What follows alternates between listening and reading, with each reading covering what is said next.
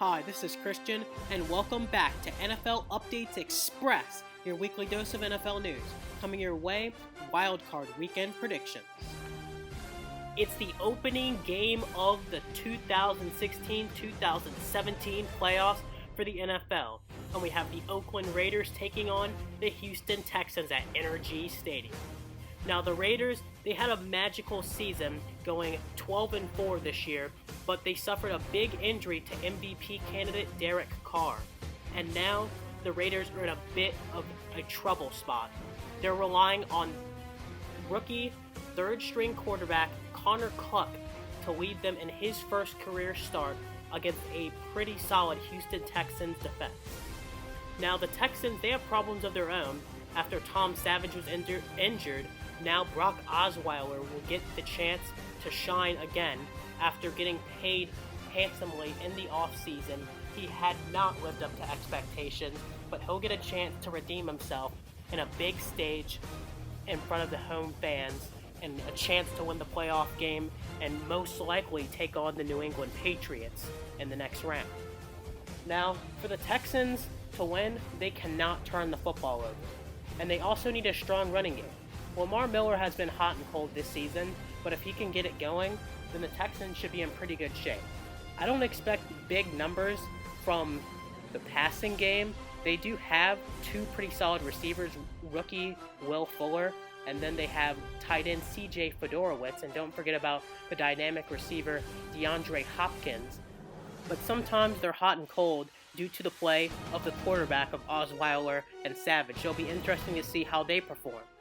For the Raiders to win this game, well, they'll need their running game to be a big factor and be effective to win in Houston.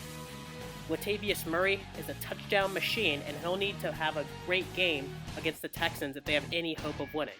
They also have fullback Jameis Olawale that can make some plays and maybe the screen game or at the goal line, and also rookies Jalen Richard and Washington, their other running back who's made some big plays. So it'll be interesting to see how they perform. And I think that Connor Cook can make enough plays. They certainly have the receivers to do so. They have Amari Cooper and Michael Crabtree, so it'll be interesting to see if Cook is able to avoid turnovers and make big plays.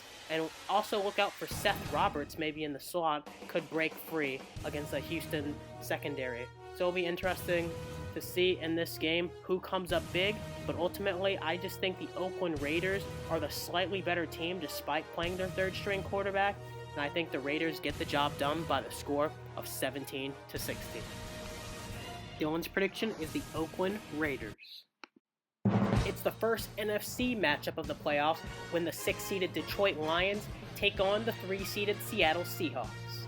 Now, the Seahawks have been on and off this season, and one game they look like Super Bowl champions, and the other game they don't look like they even deserve to be in the playoffs. So it'll be interesting to see what Seattle team shows up, and I think we'll see the good side of Seattle, especially being at home in Seattle, Washington at CenturyLink Field, especially with their crowd noise as well, and facing a Lions team that has lost 3 straight games. But don't count out the Lions just yet.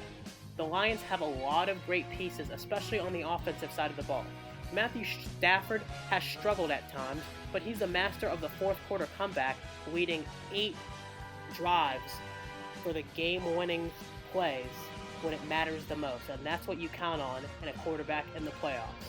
And if this game is close and Matthew Stafford has the ball last, well, I wouldn't count the Lions out to maybe win this game and make some noise in the postseason. The Lions have 2 great receivers, Marvin Jones, who's been a little bit quiet, and then they have Golden Tate. He can catch a slant pattern and maybe take it to the end zone. So it'll be interesting to see how he performs. And tight end Eric Ebron, maybe he could be a sleeper. But the big player to watch for the Lions is Zach Zenner. He's been pretty hot the past 2 weeks, getting in the end zone a couple of times, and I think he'll have another pretty solid day against the Seattle defense. Now, the Seattle defense is top 5 in just about every category, it seems, for the past few years, but I think Zach Zenner will be able to find some holes even in a talented Seattle defensive line. This will be a pretty entertaining game, and I think Seattle's going to have to rely on their running attack because there is some holes in the Lions' defense, mostly in the defensive line for them, and it will also depend on the health of Darius Slay. And if Slay is injured or can't go in this one, then look for Doug Baldwin to have a big game for the Seattle Seahawks. But overall, it should be an interesting game, and I think it will be tight. The Detroit Lions defense will keep it close, but ultimately, the Seattle Seahawks win at home by the score of 23-17. Dylan's prediction is the Seattle Seahawks. The third matchup of Wild Card Weekend is the 6th-seeded Miami Dolphins as they travel to Heinz Field to take on the Pittsburgh Steelers. Now, the Miami Dolphins, they're an interesting team. They've had a lot of close wins this season, but they lost their starting quarterback, Ryan Tannehill, to injury. And many people wrote the Miami Dolphins off late in the season. But in comes Matt Moore, a stellar backup that has won them some big games, including an overtime victory in Buffalo when Jay Ajayi ran for over 200 yards. And in fact, he's done that against the Steelers too in Week 7. But is that going to happen again? Probably not. And for the Miami Dolphins to win this game, they're going to need to pass to Jarvis Landry many, many times. Jarvis Landry is the most explosive player on the Miami offense, and he'll need to make some more plays against the Steelers secondary to win this game. Now, I think the biggest factor for the Miami Dolphins is Jay Ajayi on the ground. Now, Ajayi has been playing pretty solid this season. He's had a couple of slumps in between, but that's to be expected for a running back of his caliber. Many people are going to be teaming up to stop him, and the Steelers, well, the last time they played him, they didn't get the memo, but I think they will this time, and I don't think Ajayi will have certainly as good as a game as he did the last time when he ran for over 200 against the Steelers. For the Steelers to win this game, they'll need to rely on the 3 Bs, and that's not really different than they relied all season in Big Ben, Antonio Brown, and Le'Veon Bell. So it'll be interesting to see how the Miami secondary will stack up against a very, very talented Steelers offense. I think this is the most underrated game of Wild Card Weekend, and I think it will be a lot closer than people expect. And I'm going to shock a lot of you here, but I'm going to take the Miami Dolphins in a monster upset. I just see Jay Ajayi having another great game, and the Steelers have struggled in a couple of postseason games, like memorably against the Denver Broncos a couple of years ago when Tim Tebow won a big game, and I think Matt Moore could be the next guy to end the Steelers' playoff dreams, and I think in a big upset that the Miami Dolphins take down the Pittsburgh Steelers, 24-21. Dylan's prediction is the Pittsburgh Steelers. It's the final game of Wild Card Weekend, and we have 2 great teams here in the New York Giants and the Green Bay Packers. Now, for the Packers, well, they've been one of the league's hottest teams, as Aaron Rodgers claimed that the Packers would run the table and get into the postseason, and so far he hasn't been wrong.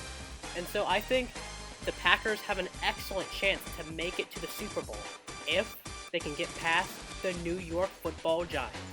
And the Giants have had a lot of success in the postseason. They know how to win. Now, they haven't been to the postseason since their Super Bowl run many years ago in 2011 when they beat the Patriots in Super Bowl 46. And now, 5 years after that, the Giants are looking to do the same thing and maybe face the Patriots again. The Giants certainly have a lot of offensive weapons, but their offense has struggled.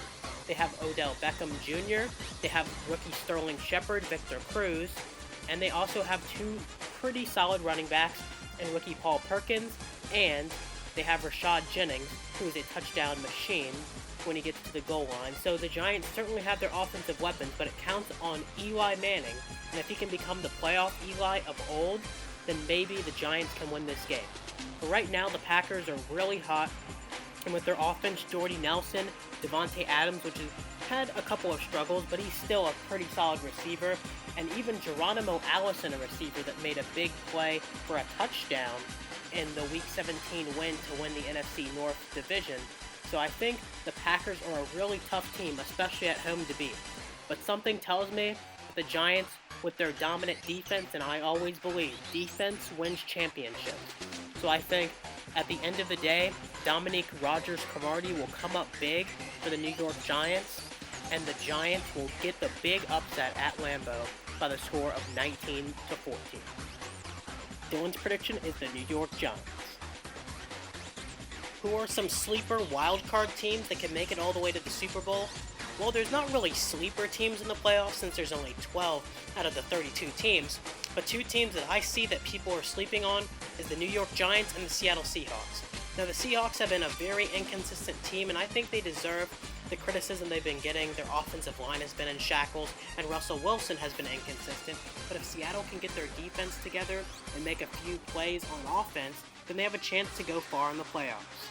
For the New York Giants, I've already addressed it earlier, but they've done this before. Eli Manning, even though he's 36, he can still make plays through the air, and he has 3 great receivers to do so.